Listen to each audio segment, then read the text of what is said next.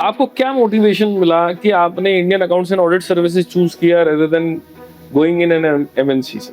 CAG of India में रहने के या उसमें कार्य करने के बाद महसूस हुआ कि हमारा इस मोटो था transparency and accountability in the public domain, that I could do better in the CAG of India then being in the MNC. आपकी जर्नी के अंदर हमको ये पाया गया कि आपने 6,000 करोड़ रुपए की रिकवरी देश हित के अंदर आपने आपकी सर्विसेज के दौरान आपने की। क्या आपको किसी प्राइवेट सेक्टर में जो बोनस मिलता है या अचीवमेंट मिलता है और आपने जो 6,000 करोड़ रुपए की जो देश के प्रति रिकवरी करी, उसके माध्यम से आपको क्या फील होता है सर? तो हमने अपने दायित्व निभाने के हिसाब से हमने ये काम किया और उसी प्रोसेस में हमने देखा कि 6,000 करोड़ रुपए जो है, तो मिड डे मील का जो था वो कहीं दूसरे पर्पज के लिए डाइवर्ट हो रहा था, जो फ्रूटफुल एक्सपेंडिचर नहीं होता, तो उसको हमने रोका और उस पैसे को वापस अपने उस पब्लिक एक्सचेंज में जमा करवाने के लिए गवर्नमेंट को बाध्य किया और आज वो पैसा सदुपयोग हो रहा है। नमस्कार साथियों, आज हम इंदौर में हैं और हमारी आज की पहली सीरीज जो कि पॉडकास्ट सीरीज हम लोग मेंबर्स इन सिविल सर्विसेज के माध्यम से हम लोग शुरू करने जा रहे हैं। ये हमारी एक नई पहल है जिसके माध्यम से हम लोग भविष्य में जो हमारे चार्टर्ड अकाउंटेंट्स पब्लिक सर्विस के अंदर अपना करियर बनाना चाहते हैं उनके लिए हम लोग आयोजित कर रहे हैं। आज हमारे बीच में माननीय सीए सतीश कुमार गर्ग जो कि रिटायर्ड हैं अपने सीएजी ऑफिस से एंड IAAS सर्विसेज के माध्यम से इन्होंने अपना करियर, अपना 32 साल की अपनी सेवाएं दी। तो सबसे पहले मैं माननीय सतीश गर्ग जी का स्वागत करता हूं कि आज इन्होंने हमारे बीच में अपनी जर्नी भी हम लोगों के बीच में शेयर करी। आज लगभग 200 से ज्यादा चार्टर्ड अकाउंटेंट यहाँ कार्यक्रम में मौजूद हैं जिन्होंने अपने विचार शेयर किए और आज हमारे इस पॉडकास्ट में आपने अपना समय निकालने का हमें अवसर दिया। तो सर, मैं अपनी बात को शुरू करना चाहूंगा और आपसे कुछ आपकी जर्नी से रिलेटेड कुछ प्रश्न पूछना चाहूंगा। आपकी सीए फाइनल में 12th रैंक आई, आपको क्या मोटिवेशन मिला कि आपने Indian accounts and audit services choose किया rather than going in an MNC से? हाँ, ये बहुत बड़ा सवाल था, लेकिन आज सीएजी ऑफ इंडिया में रहने के या उसमें कार्य करने के बाद महसूस हुआ कि हमारा इस मोटो था transparency and accountability in the public domain, that I could do better in the CEG of India than being in the MNC.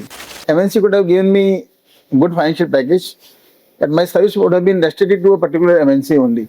Vis-a-vis being in the public service, I could bring a lot of transparency and accountability in public expenditure, in public finance, and that was resulting into public welfare.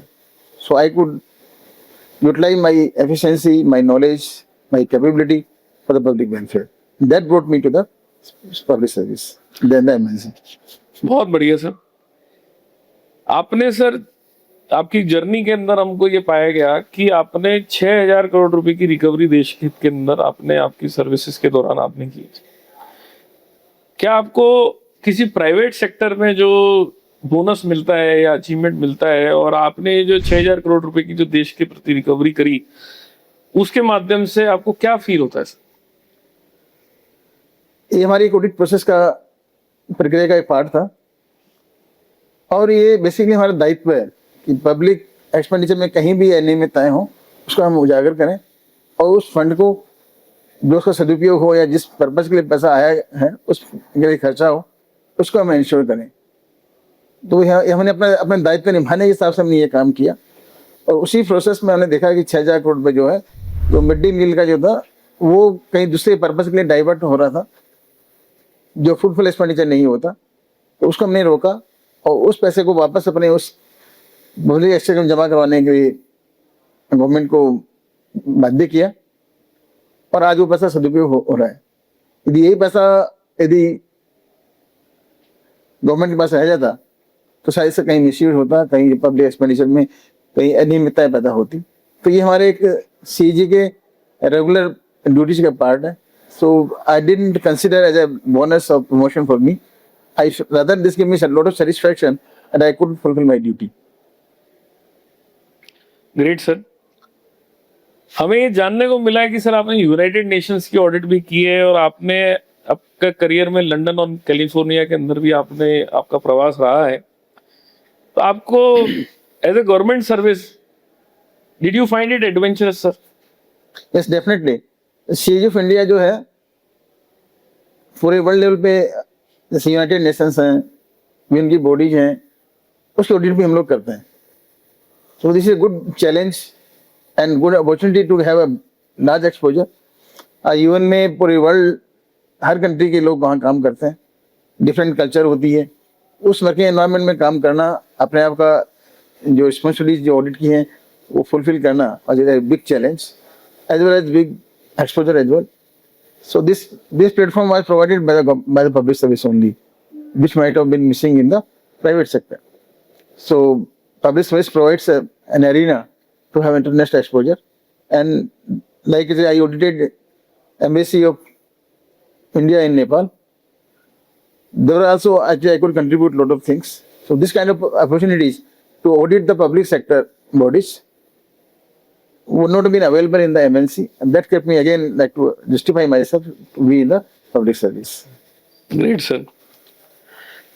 Sir ये प्रश्न जो है वो बहुत important है और जो मेरे व्यूअर्स होंगे उनके लिए भी बहुत रेलेवेंट है, खास तौर से ऐसे मेंबर्स जो जॉब में हैं या कॉर्पोरेट सेक्टर के अंदर है या किसी बिग फोर में है.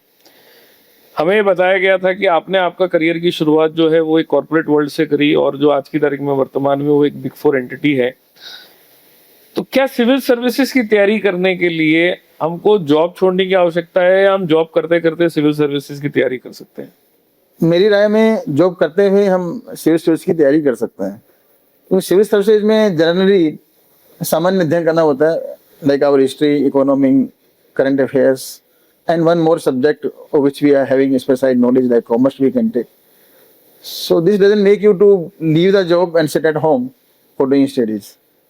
हमारे टाइम में ये था कि हमारे office hours were limited, like in the evening there were definite schedule of leaving the office. जो शायद आज कंप्यूटराइजेशन के ज़माने में जो वर्क फ्रॉम होम में कोई शेड्यूल नहीं होती है, तो शायद आज के ज़माने में थोड़ा डिफिकल्ट हो सकता है, बट हमारे टाइम में एक being a definite working schedule we could manage the study as well as job. आज के समय में भी जो स्टूडेंट यूपीएससी करना चाहता है वो इस तरह का जॉब ज्वाइन करे जो कि एक वर्किंग आवर्स लिमिटेड हो, अब बाद में अपना वो स्टडी करेंगे. तो दोनों करने से उसको ही will be active and will be able to do better. Doctor साहब, मेरा ये आपसे आखिरी प्रश्न है आज के पॉडकास्ट में. मैं आपसे ये रिक्वेस्ट करना चाहता हूं कि जो हमारे जितने भी मेंबर्स हैं जो भी पब्लिक सर्विस की तैयारी कर रहे हैं उनको क्या संदेश आप इस मंच के माध्यम से देना चाहते हैं सर? मेरा संदेश उन सब लोगों को यही है कि वो एक जरूर चांस लें यूपीएससी पास करने के लिए, और यदि वो इसमें सक्सेसफुल होते हैं तो उनके लिए बहुत बड़ा एरिया इसको काम करने को मिलता है. अपने लिए भी सेटिस्फेक्शन होता है, साथ में देश के लिए भी कुछ करने का अवसर मिलता है. और बाय द वे यदि सफलता नहीं भी मिली तो उनके पास में ऑलरेडी अपना एक प्रोफेशनल डिग्री है जो भी बड़ा अपने आप में एक नोबल प्रोफेशन है, तो उसे अपने बाद में कंटिन्यू कर सकते हैं. तो ये चांस जरूर लेना चाहिए और मौका मिले तो देश की सेवा करने का और अपने आप को जॉब सेटिस्फेक्शन पाने का एक सुनहरा अवसर होता है. Thank you, sir. Thank you so much for your valuable time and insights you have shared related to the civil services, and we are extremely thankful that you have given your valuable time and you have spared and you have come right from Jaipur to Indore to share your views and to share your career journey, sir. So, thank you very much, sir. This is my pleasure to share my views, and this views would be helpful to the members in public service and the Certainly, sir. and aspiring students. I'd be really very happy and feeling achieved. Thank you, sir.